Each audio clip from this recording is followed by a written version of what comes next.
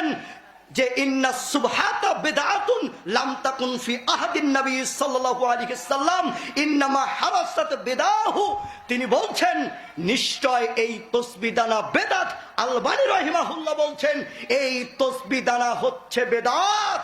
আজকের এই সাতনাই বাংলাপাড়া, আজকের এই সাতনাই বাংলাপাড়া ফেডারেশন বাজার, এই আপনাদের এই গ্রাম থেকে আমি চ্যালেঞ্জ করছি, 1000 মন ওজন দিয়ে বলছি, এই মাইকের আওয়াজ যতদূর পর্যন্ত যাচ্ছে, কোন মুফতি যদি শুনে থাকো, কোন মুহাদ্দিস যদি শুনে থাকো, তাহলে তুমি আমার সামনে আসো, এসে তুমি একটা সহিহ হাদিস দেখাও যে মুহাম্মদ সাল্লাল্লাহু আলাইহি ওয়াসাল্লাম এই তাসবিহ দানা দিয়ে আল্লাহর জিকির করেছে।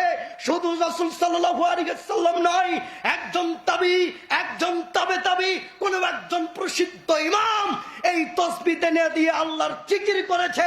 যদি তুমি প্রমাণ করতে পারো, তাহলে আমি এই সাতনাই পাড়া থেকে বলে যাচ্ছি, এখন এই প্রমাণ হয়ে গেলে এই জায়গাতেই আপনাদের পায়ের জুতা দিয়ে আমি গলা বানিয়ে মালা বানিয়ে এইখান থেকে চলে যাব, জিন্দেগিতে নীলফামারীতে ঢুকবো না।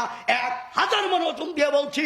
আর যদি এইটাকে প্রমাণ না করতে পারো, এই রকম তসবিহ দানা এইটা এইভাবে ছিঁড়ে পায়ের নিচে নেবেন। কেন? এইটার মাধ্যমে মুহাম্মদ সাল্লাল্লাহু আলাইহি ওয়াসাল্লামকে অপমান করা হয়।